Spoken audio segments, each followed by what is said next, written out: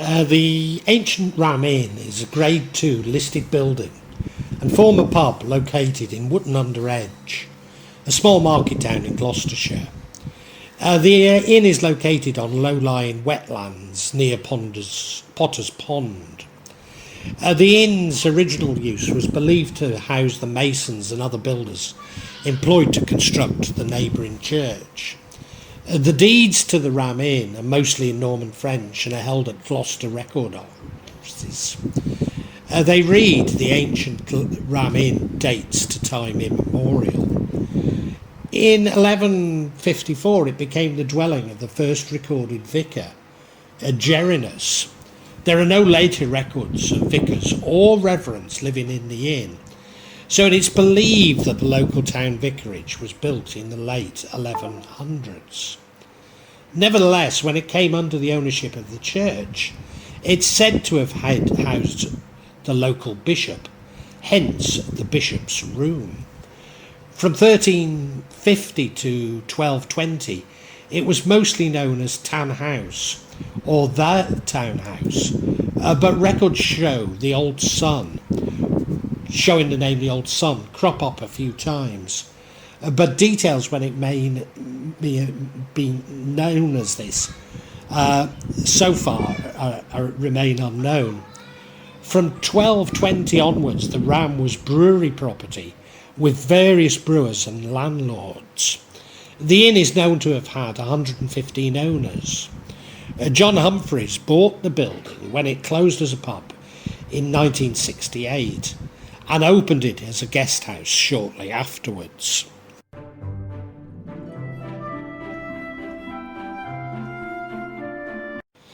The land sits on the intersection of two ley lines. A ley line is a straight line that one can draw through several places of geological and spiritual importance. Using a map, these can be traced directly to England's most famous sacred site, Stonehenge. Thus, energy from Stonehenge travels the ley lines to feed the property's paranormal power. The other one can be traced through Glastonbury Tor. The site is home to a 5,000-year-old pagan burial ground. The building first housed masons, slaves and workers who were constructing St Mary's Church. In the bar area of the inn there are the remains of a tunnel system which is thought to link the inn to the local church. Located directly across the street from the ancient Ram Inn, streams on the inn's grounds have been diverted across the church site. Some believe the directing of the water on the ancient Ram Inn site opened up a portal for dark energy. One of the most well-known legends surrounding this haunted house is that of a witch who was burned at the stake, maybe called Mother Barnes. The burning occurred in the 1500s at the height of the prosecution against those who did not practice government-sanctioned Christianity. And many believe the woman's spirit still haunts one of the ancient Ram Inn's rooms because she took refuge there shortly after she was captured and killed. It's claimed that she performed rituals offering children to the devil. Today the room is called the Witch's Room, but she doesn't harm anyone, even though she doesn't like to be called a witch. Ghost hunters report her saying, "I'm special." A black cat also haunts this room. It might have been a witch's cat, but it might also be a 500-year-old mummified cat, which John found inside a wall. Having a dead cat inside your wall was looked upon as a lucky charm. Although paranormal investigators were told that it was a witch's familiar. The ghost of the crippled girl is often seen behind this room's window. She's waving to everyone who sees her. The spirits of the former owners like hanging around in the sitting room.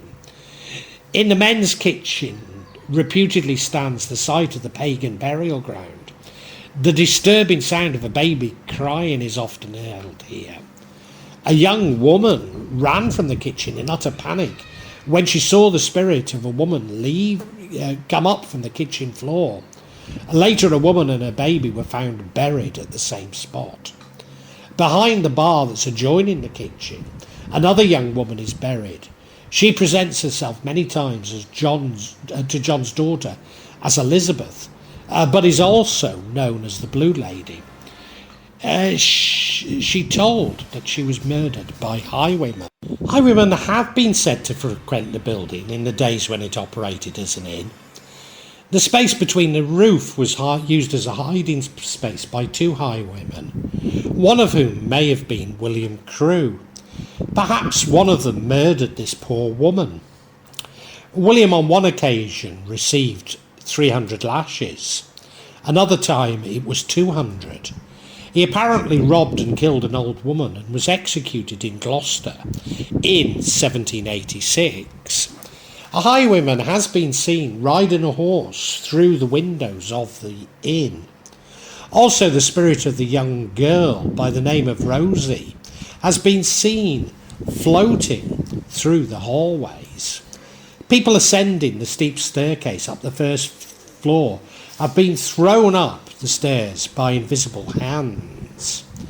Visitors often report inexplicable mists, orbs and lights as inhabiting this room, forming before their very eyes. A photograph taken on the staircase in June 1999 showed a mysterious white mist about the height of a human ascending the stairs. Unexplained whispers and disembodied voices have been captured on audio recordings, uttering eerie messages. Drastic drops in temperature, even in warm weather, have been experienced by those who dare explore the inn. On the first floor is the bishop's room. A medium pushing open this door was once lifted off the ground and flung across the corridor. The atmosphere inside is oppressive and disturbing. Some believe that the bishop who lived in the room abused young boys. A ghostly cavalier has been known to materialise by the dressing table and stride purposely across to the opposite wall. A friendly ghost is that of a small Cavalier King Charles dog. It's often seen in the corner of the room. Two monks have been seen shimmering in one corner. It's said that these monks were responsible for satanic rituals. Witnesses have heard the terrified screams of a man who was reputedly murdered here by having his head thrust into the fire. In fact, I have heard that he was the landlord. A phantom shepherd and his dog have been seen near the door. Also, a spirit of a young woman is seen. She appears from the ceiling, upside down, hanging by her legs, which is quite disturbing. A Roman centurion has appeared on horseback right through the walls of the bishop's room, completely terrifying two working plumbers. Whilst those who spend the night in the room have often attracted the lustful attentions of either an incubus or a succubus. In fact, these demons were the reason why the inn was no longer fit as a bed and breakfast. The incubus is a male S-X demon who took advantage of female visitors. The incubus feeds on female hormones while he crawls in bed with them. The succubus is a similar demon but female. She feeds on male hormones. Some people have even jumped from the window to escape these demons. John claims that tame dogs have suddenly attacked their owners in this room. John also claimed that 8 people who stayed in the room had to be exorcised. John shared his room with the incubus until his death. Partway up the chimney, horseshoe and circular wood were found, supposedly artifacts of devil worship. The attic and crouching beneath the roof timbers, a feeling of intense melancholy appears to hang in the air. An innkeeper's daughter is said to have been murdered in this roof space in the early 1500s, and a people tempting to sleep in the bishop's room below often hear the sound of something heavy being dragged across the floor above their heads. The 18th century Mayflower barn is haunted by a 7-foot, which is about 2 metres, tall dark figure called Edward. He's violent and aggressive towards men, but favours a certain type of female. The dark shadow appears in the doorway of the barn as if it's protecting something.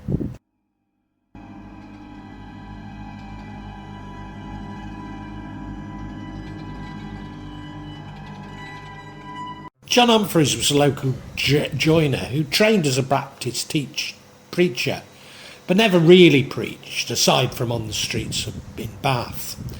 He bought the house in 1968 for £2,600. He was introduced to the angry ghost on his first night in his new home. After going to sleep, he claims a demonic force grabbed his arm and dragged him out of bed and across the floor, despite claiming not to believe in ghosts. John's bedroom was also terrorised by a poltergeist who kept banging on the window. The bread dragging stopped when John Humphreys placed an enormous wooden crucifix in the bedroom. The banging on the windows never fully ceased because they simply moved on to another room. John loved putting antiques in his ancient inn, so when he found an antique painting of the pastor John Wesley, he was really pleased. But when he tried hanging the painting in the stairwell, all hell broke loose. Doors had been closed for years and swung open and slammed shut, and there was banging on all the windows. His daughter's dog didn't even dare enter the stairwell when the painting was up. It's unnecessary to say that he didn't hang there for very long. Under the stairs, John had found the evidence of ritual sacrifice and devil worship when he discovered the skeletal remains of children. Within the skeletons were found broken daggers, which he believed were used in a deadly ritual and then broken, so they could never be used again. This was reputedly confirmed by the University of Bristol, or was it the museum? Unfortunately, these daggers are no longer available for inspection, although there are photographs of them. John had put his soul into the inn, but after a few years, the place was no longer suitable as a normal bed and breakfast. The once Bishop of Gloucester, the Right Reverend John Yates, is said to have tried and failed to exorcise the ancient ram, and was quoted in the Western Daily Press as saying, "It is the most evil place I've ever had the misfortune to visit."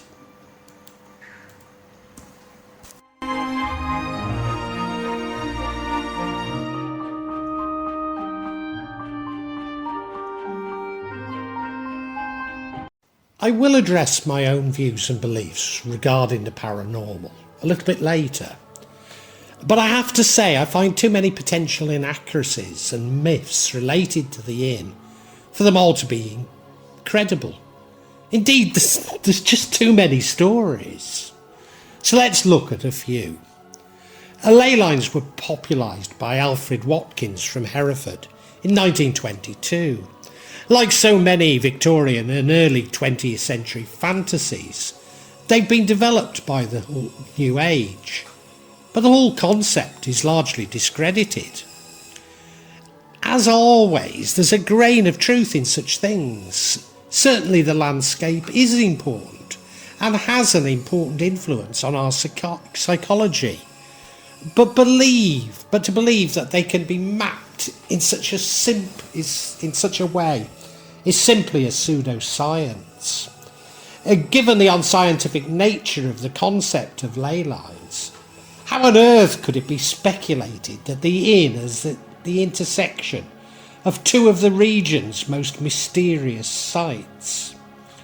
That the inn was built on the site of a 5,000-year-old pagan burial ground? Where is the evidence for these assumptions? We have no idea if people in Gloucestershire 5,000 years ago followed a pagan religion. There's much more evidence of animistic beliefs, but again we have no idea. Such assumptions are based on the product of misrepresentation and discreditation of ancient man by Abrahamic religions. The main evidence appears to be the bones found by John, but as his daughter Caroline admits, they may not even have been human. Indeed, they were taken by the police and no more was heard about them. That the inn first housed slaves constructing St Mary's Church. While it's claimed that the inn dates back to at least 1152, whilst the church is 13th century and wasn't completed until 1325. Does this refer to an earlier church? Again, what is the evidence apart from mentions of the vicar, Gerenus? Furthermore, church building was done by gangs of itinerant and well-paid masons under the direction of a master mason. In Europe, sometimes prisoners of war were assigned to a master mason. But is this credible for a small town in Gloucestershire? Even if it is, would it not make more sense that this followed the Norman conquest rather than the 100 Years' War? So once again, dates are crucial to substantiate this. A diverted stream under the inn is a portal for dark energy. Well, landscapes and attempts to control it can result in negative reactions. And maybe some locations are closer to the paranormal than others, especially volcanoes and wells. But to accept that this is a portal for dark energy implies a belief in the Abrahamic devil and concepts of good and evil. A witch was burned at the stake. Well, Gloucestershire was much more puritanical than Wales and the marshes, and some witch trials are in evidence, not as famous as those in Wiltshire. But there's no record of this witch, and certainly not that she was burned at the stake, when hanging was the punishment for witches in England. Witches weren't burnt at the stake in England, simple as that. Burning at the stake was the punishment for treason, which has a much broader definition than one might think. But this broad definition did not include witchcraft, nor selling one's body, as Caroline suggested she might have done. The other group who were burned at the stake were Catholics, which I suspect was popular in Puritan Gloucestershire. I also suspect that many myths about the inn stem from anti-clericism, or you might say anti-papism, as much as real events. Indeed, thinking about my native Shropshire, yes, our folklore contains stories of the devil, witches and ghosts, but are more linked to Brythonic legends than to Satanism.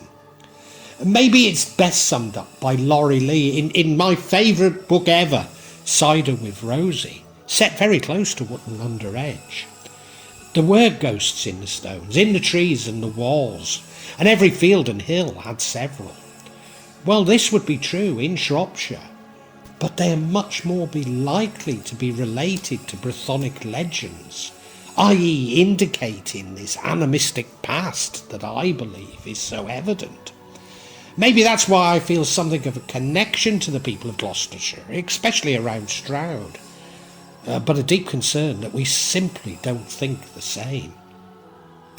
Mummified black cats are commonly found in walls of old buildings and should be interpreted more like a charm than evidence of ritual magic. Highwaymen did indeed hide out in pubs and sometimes murdered victims at coaching inns. Was the ancient Ram a coaching inn? Certainly the nearby Swan was. If so, on what route, as it's somewhat remote from the main routes like the Foss Way and what is now the A38? Well, Stroud, and including Wotton-under-Edge, was a centre for the wool trade, and as Wotton-under-Edge was on a route to Bristol, although a more westerly route is more likely, maybe there were highwaymen. but not as common as on the east-west routes. Orbs and mists, known as backscatter, are commonly seen on photos in low light. If you look at my channel, there are many, especially when I walk to the market in the early morning.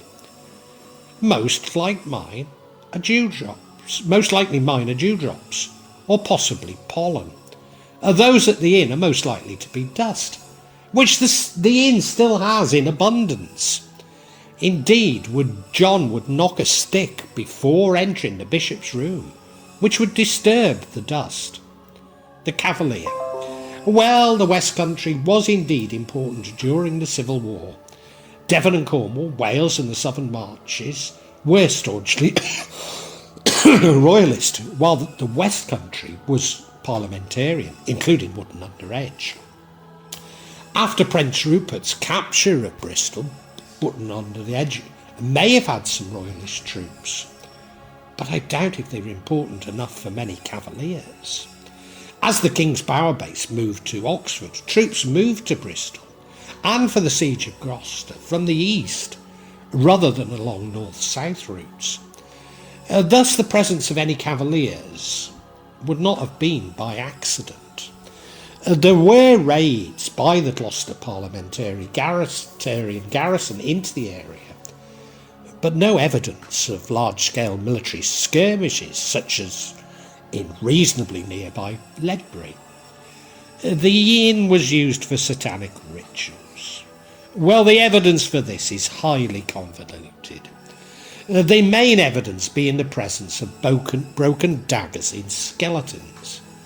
It is implied that these are pagan rituals and thus very old. There's very little to suggest that a deity was ever venerated before the Abrahamic religions, which could be anything like the devil, whom is of course a creation of the Abrahamic religions. As for child sacrifice, the evidence is very sketchy and probably just a myth created by the Abrahamic religions. As I say, there's very little evidence of actual devil worship, even today, including the inappropriately named Church of Satan. Rather surprisingly, medieval monks may have practiced magic, and some may have had some allegiance to the devil. Furthermore, there was Kingswood Abbey nearby to Wotton-under-Edge. But I find it more likely that myths about devil worship to be perpetuated by the abbey to subjugate the local peasantry than a reality. Although there is little evidence of paranormal activity,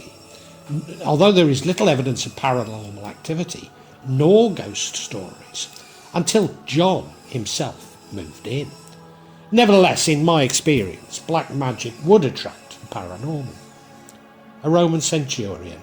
From where? As I say, Wotton-under-Edge is more than a little remote, although there was the Chesil's Roman town in Kingswood. Overall, Roman centurions did not use 4x4s, nor did they wear green wellies, and were much more common in North Gloucestershire and, of course, Cirencester than the Cotswolds. Incubus and Succubus makes me the most dubious. People who are troubled by possession, such as demons and jinns, do often report sexual assaults by these entities. But to separate this activity out and name the demons is a pure flight of sexual fantasy. Certainly such stories are found across the world and probably originate from Sumerian demonology. But these are demons, not ghosts. And most likely such legends arrived in puritanical Gloucestershire following the publication of the scurrilous Malleus Maleficarum. Horseshoes and circles of wood. Evidence of devil worshipping? Oh, really? Across Wales and the marshes, iron, and especially horseshoes, are still used as good luck charms, as are cartwheels. As a boy growing up in Shropshire in the 1960s, they were commonplace, as commonplace as curtains in people's homes, as indeed they are in the inn itself. Remembering that John trained as a Baptist preacher, I cannot help but suspect that these massive credibility gaps are shaped by his own prejudices rather than actual paranormal events. Rather like the eccentric Bill Pearson, who owned Castle Lodge, Ludlow, John was also an eccentric dedication to the preservation of a building. That he stumbled on a ready market among paranormal investigators probably saved the inn. And we need more people like Bill and John. I would liken them to Gerald Gardner, a lovable rogue, just on the right side of what is ethical and legal, but nevertheless walks that line. The same is true of his daughter Caroline, who has now taken over John's business interest in the inn. I am a little more scathing of the paranormal investigators, who seem to have swallowed John's evangelical myths without question, and then used a variety of machines which go ping in the corner to prove and expand on John's prejudices.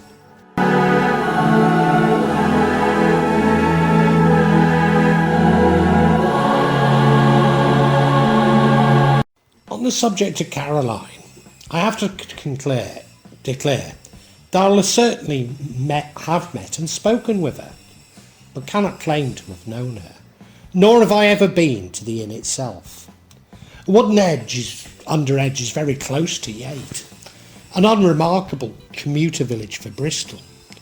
John Kojak Harvey, also from Shrewsbury, although I suspect originally from Worcester, began soul all-nighters at Yate, as he did nights and all-nighters across many venues in the south of England. John, like his namesake, John Humphreys, had spent his early years in the RAF. I think I attended one of John's all-nighters at Yate, but I certainly was a regular when the Southern Soul Club took over, as was Caroline. Thus I do know people who know Caroline very well. In fact, Caroline still arranges Northern Soul all-nighters at the inn. At least one person I know was so frightened of the venue that she left early. I cannot resist a quote from Laurie Lee here. She was, after all, a country girl, disordered, hysterical, loving. She was muddled and mischievous as a chimney jack door. She made her nest of rags and jewels, was happy in the sunlight, squawked loudly at danger, pried and was insatiably curious, forgot when to eat or ate all day, and sang when sunsets were red. And that's, from Laurie Lee's side with Rosie. The last thing I want to do is harm Caroline's business, but make no mistake, this is a business. TripAdvisor reviews are polarised, with most saying that it's a wonderful experience, but a few being highly scathing and sceptical. I'm certain that if you enjoy going to Halloween spectaculars at farms, you will love to visit the inn. But is it haunted? I've no idea. But it certainly isn't the most haunted building in Britain. There are plenty of sensational vlogs and indeed international TV shows on this platform about the inn, if that's what entertains you. But make no mistake, they are entertainment, not fact. Now, if you enjoy Black Country folks saying, if you're there, make yourself known. Did you feel that? I'm scared. Yeah, there's plenty of vlogs like that to entertain you. For me, the danger lies not in researching myths about paganism, sacrifice, and devil worship. They're all designed to spread fear, and indeed hatred, and still form the backbone of many conspiracy theories today.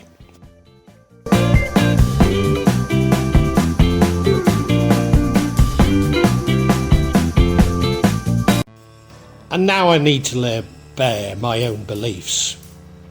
I'm no sceptic regarding the paranormal, nor indeed ghosts. I regularly see and speak with ghosts and generally find them to be very friendly. Nothing like those of John's imagination, nor indeed the many vlogs on this channel, on this platform. In my experience, ghosts are most common in older cities, where many people have died, rather than remote country towns. Also, in my experience, they are far more numerous than the living.